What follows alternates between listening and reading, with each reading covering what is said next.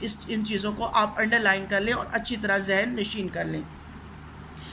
ٹھیک ہے. اور یہ تنظیم ڈھاکہ میں قائم ہوئی. یہ سب سے پہلے یہ تنظیم کہاں قائم ہوئی؟ ڈھاکے میں قائم ہوئی، جہاں ہندوؤں نے سازش کر کے مسلمانوں کو زک پہنچانے کی یعنی نقصان پہنچانے کے لیے مشرقی بنگال اور آسام کا وہ صوبہ جس میں مسلمانوں کی اکثریت تھی کیا کرا دیا؟ سازش کر کے وہ ختم کرا دیا، اور پھر 1911 میں اسی علاقے کو پھر بنگال میں شامل کرا دیا. اسی زمانے میں پہلی جنگ عظیم چھڑ گئی تھی جس میں انگریز کا مقابلہ کس سے تھا؟ جرمنی سے ہوا. ترکی نے کس کا ساتھ دیا؟ جرمنی کا ساتھ دیا. ہندوستان کے مسلمان چونکہ ترکی کے سلطان کو حجاز کی خدمت کرنے کے وجہ سے خلیفہ اسلام سمجھتے تھے، کیونکہ اس وقت جو ہے وہ ترکی مسلمانوں کے کعبہ شریف اور مدینہ اور ان پر جو ہے وہ حکومت کر رہے تھے، یہ ان کے انڈر تھا، تو ہم مسلمان جو ہے ان کو خلیفہ اسلام سمجھتے تھے. اسی لیے انہوں نے مالی اور طبی امداد جو ہے وہ بہم پہنچائی، جس کی وجہ سے حکومت برطانیہ کو مسلمانوں سے اناد یعنی دشمنی اور زیادہ بڑھ گئی.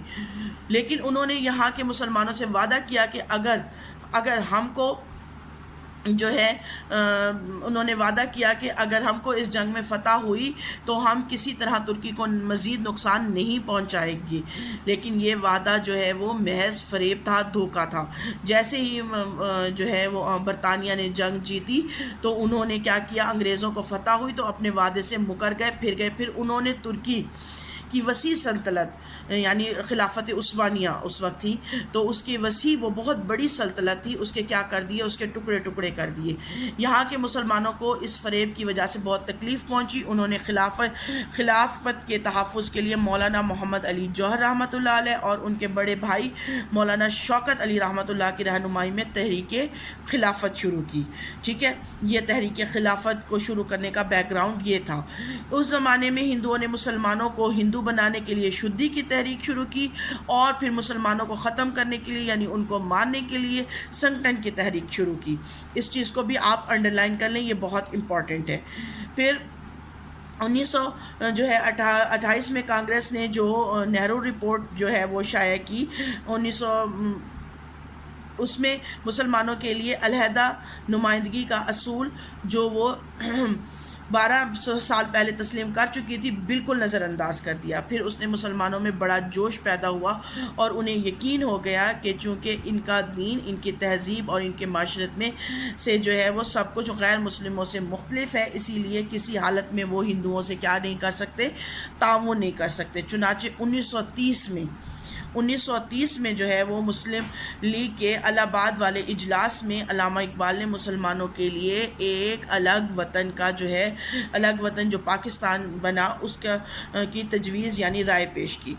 4 سال کے بعد جب قائد اعظم محمد علی جناح نے مسلم لیگ کی صدارت کا مستقل طور پر جو ہے وہ عہدہ قبول کیا تو انہوں نے اس تجویز کو عملی جامہ پہنانے کے لیے جو ہے کوشش شروع کر دی، اور آخر 23 مارچ 1940 کو انہوں نے لاہور کے اجلاس میں واضح طور پر اعلان کر دیا کہ جن علاقوں میں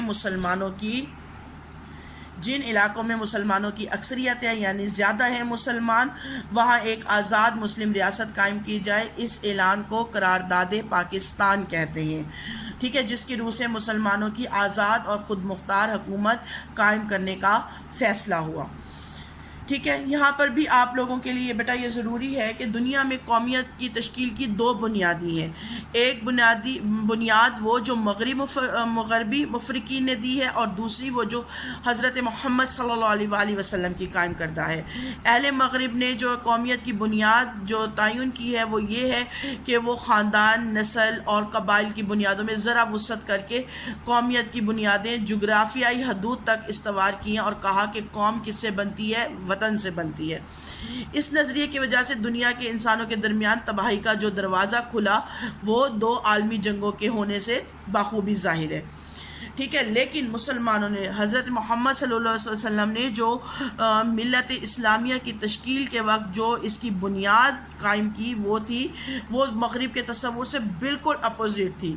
اس نے مسلمانوں کی قومیت ایک نظریاتی قومیت ہے جو لا الہ الا اللہ محمد رسول اللہ پر قائم ہے، نہ یہ رنگ یا نسل یا وطن کسی پر بھی نہیں. کسی کو جیسے کہ انہوں نے حضرت صلی اللہ علیہ وسلم نے بتایا کہ کسی عربی کو اجمی یا اجمی کو عربی پر فضیلت حاصل نہیں، تمام مسلمان آپس میں برابر ہیں، اگر فوقیت ہے تو وہ کس پر؟ تقوی کی بنیاد پر، ٹھیک ہے، ایک نظریے، ایک عقیدے اور ایک کلمے کی بنیاد پر جو ہے وہ مسلمانوں کی قومیت کی بنیاد وجود میں آئی۔ اسی لیے مسلمانوں نے جو ہے وہ الگ وطن، الگ قومیت کا مطالبہ کیا۔ اسے ہمیں اس طرح اچھی طرح ذہن نشین کر لینا چاہیے کہ نظریہ پاکستان میں اسلامی زندگی اور قدروں کا تصور بنیادی حیثیت رکھتا ہے۔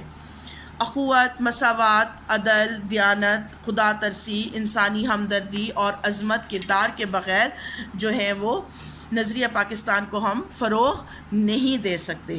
نظریہ پاکستان کا مقصد محض ایک حکومت قائم کرنا نہیں تھا، بلکہ یہ تھا کہ تمام مسلمان ایک ایسی مثالی اور جو ہے مملکت قائم کر سکیں جہاں پر وہ اسلامی اصول کی ترویج اور اشاعت کو بغیر کسی رکاوٹ کے اس کے لیے کام کر سکے۔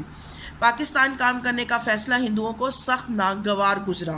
انہوں نے پوری کوشش کی کہ یہ مملکت جو ہے وہ قائم نہ ہو اور اگر ہو تو ان کے پاس دولت اور طاقت نہ جائے، اور ان ہندوؤں کے پاس یہ دولت اور طاقت رہ جائے، اور ان کے پاس تھی بھی صحیح۔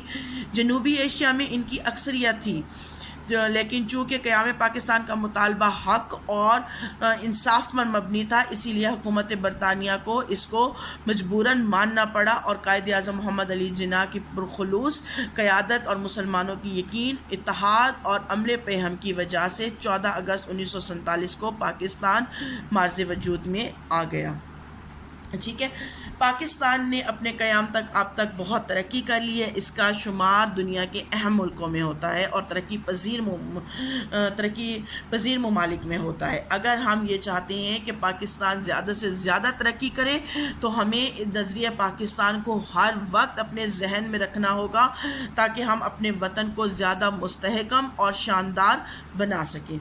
نظریہ پاکستان کا مقصد پاکستان کو ایک اسلامی اور فلاحی مملکت بنانا تھا، اسی لیے ہمیں اب ایسا کوئی قدم نہیں اٹھانا کہ ہمیں قیامت کے دن جو ہے وہ خدا اور اس کے رسول کے سامنے شرمندہ ہونا پڑے، کیونکہ ہم نے یہ وطن اسلام کے نام پر حاصل کیا اور ہم نے ایسے ہی قانون اس میں نافذ کرنے ہیں۔ ہمارا جینا اور مرنا پاکستان کے لیے ہونا چاہیے، ٹھیک ہے۔ اگر ہم نے نظریہ پاکستان کو پیش نظر رکھا اور اپنی سیرت اور کردار کو اس کے مطابق ڈھالنے کی کوشش کی تو دنیا کی دوسری قوموں میں بھی ہمیں امتیاز حاصل ہوگا۔ ہم اسلامی اصولوں کی روشنی میں پاکستان کو توانا، مستحکم یعنی مضبوط، شاندار اور پرعظمت بنانے کے لیے پوری طرح سے کامیاب ہوں گے انشاءاللہ۔ پاکستان زندہ باد۔ ٹھیک ہے بیٹا، امید ہے آپ کو سمجھ آ گیا ہوگا۔ اس سبق کو آپ خود ایک دفعہ اس کی ریڈنگ کر لیں تاکہ آپ اس کے اندر سے بھی کوئی MCQs آئیں تو جو ہے وہ آپ آرام سے اس کو پڑھ سکیں۔ اگلے لیکچر میں بیٹا ہم اس کی مشق کریں گے، تب تک کے لیے اللہ حافظ۔